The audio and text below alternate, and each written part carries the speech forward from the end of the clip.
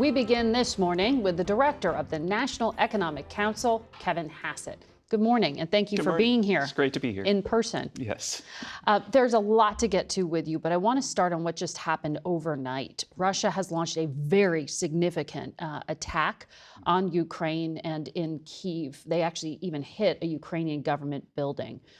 Does the U.S. condemn the assault, and what are you waiting for now in terms of triggering those sanctions on Russia? Well, as you know, I'm not one of the foreign policy advisors of the president, but at the National Economic Council, we are responsible for making sure that sanctions get enforced and that people that are helping Russia with their war against Ukraine, as, for example, India has been doing, by buying Russian oil, that we're ready to respond to them economically.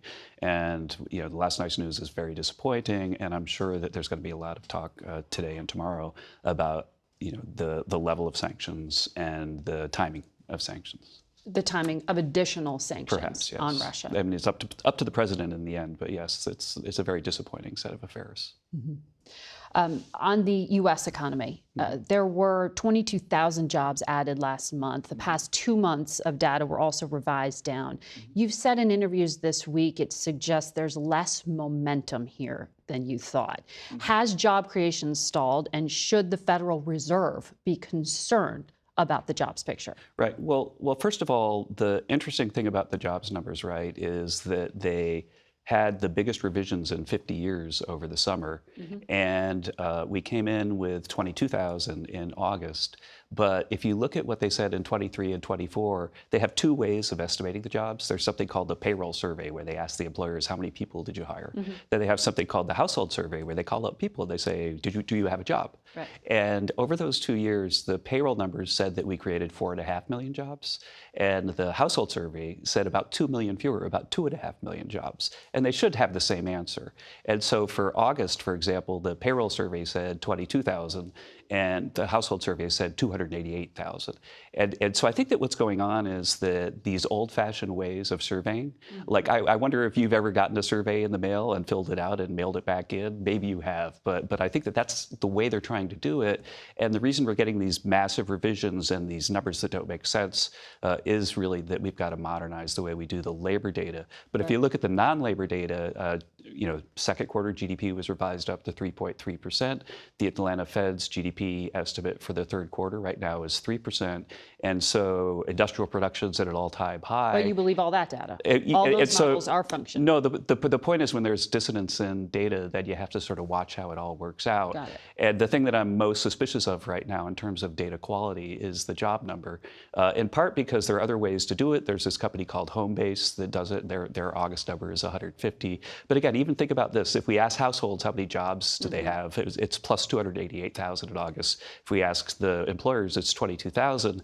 Then that becomes a puzzle for economists. Like, what is wrong with the data? And we kind of know what's wrong with the data. What's wrong with the data is people aren't filling out the forms and sending in the surveys. Because last month, the president fired the head of the Bureau of Labor Statistics, suggesting there was political bias, not just what you're talking about, which is a very technical issue on how data is collected and crunched.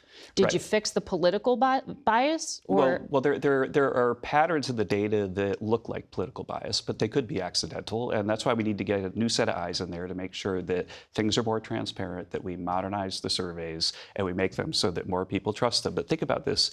At the Federal Reserve... So you don't trust these numbers from Friday, I think the BLS numbers need to really be improved. They need to be modernized. And I gave a talk at the BLS next to Alan Greenspan a few years ago, where I talked about the necessity of modernizing them. And so I still agree with that position. But trend line wise, when we hear from companies like Caterpillar, Deere, Ford, Procter & Gamble, that their costs are going up due to tariffs, that doesn't suggest there's going to be robust hiring in those sectors, right? When a company is taking on something that could hurt their productivity or we've seen profitability, I should say. Inflation has come down quite a bit. It was in the high 3s when President Trump took office. The average over the 6 months is 1.9.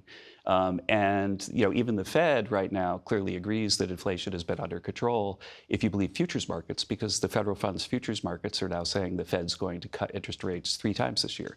And so the Fed, they're expected to. And so therefore, the Fed is expected to feel like it's comfortable with where inflation is right now.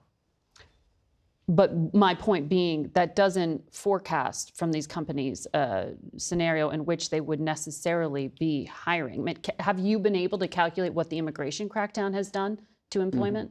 Well, yeah, there are a couple of things that we could look at. First of all, the private sector employment is up by about 500,000 this year, and government workers, government employment is down by about 100,000.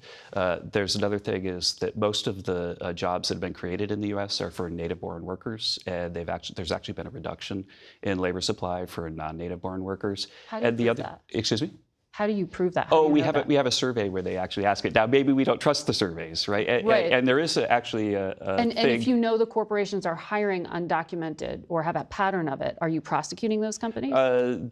There's technicalities that when someone's released into the country, then in the previous administration, then they would often get a number that would allow them to work legally until they went to court. And so there were for sure people that were going after the undocumented who were being employers. able to work. But the other thing that you can see in the data, because we get the unemployment insurance claims by like county, that about 80% of the claims for unemployment over the last few months have come from blue states. And so there are places like Portland and Chicago where people are fleeing the cities, and you're seeing that in the numbers too.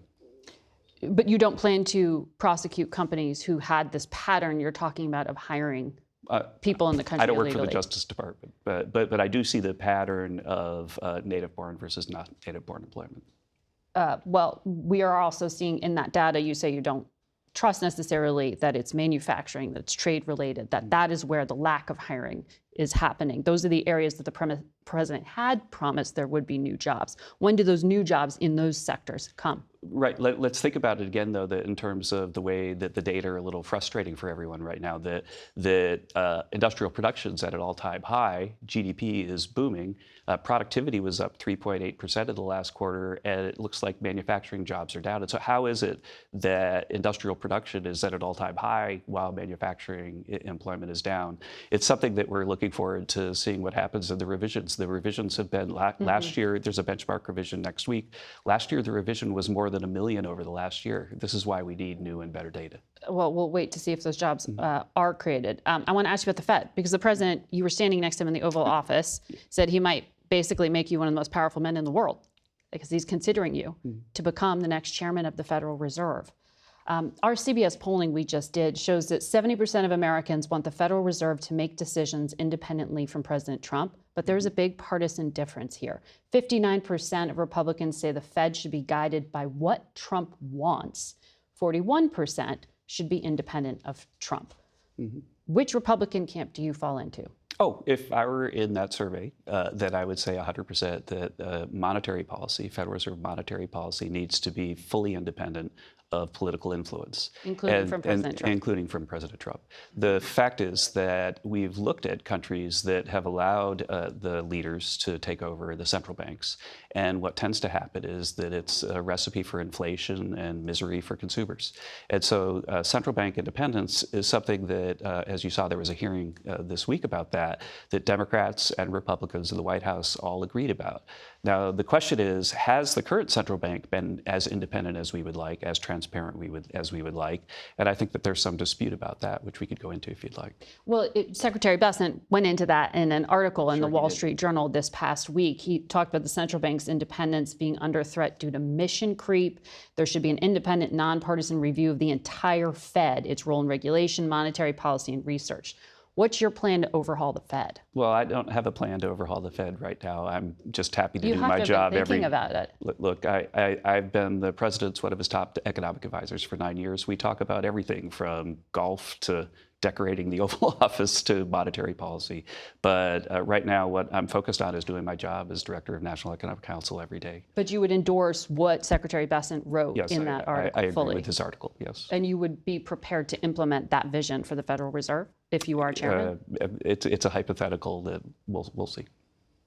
Well, it certainly seems from one of the political appointees, the cabinet member, to be a vision for the future of the Fed that the Trump administration would like. I agree with his vision, but I look forward to the president deciding who's going to be the Federal Reserve Chair, and I think that he and Secretary Bessent will do that ably. There are a lot of great candidates. What will you do if the Supreme Court does rule that the president's tariff policy, or at least those under the EPA, the International Emergency Economic Powers Act, are not legal?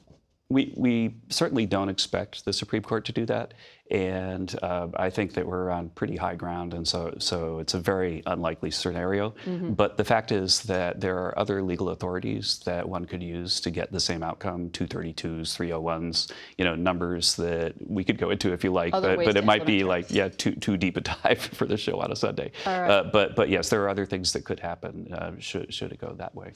All right. Kevin Hassett, thanks for coming in this Sunday morning.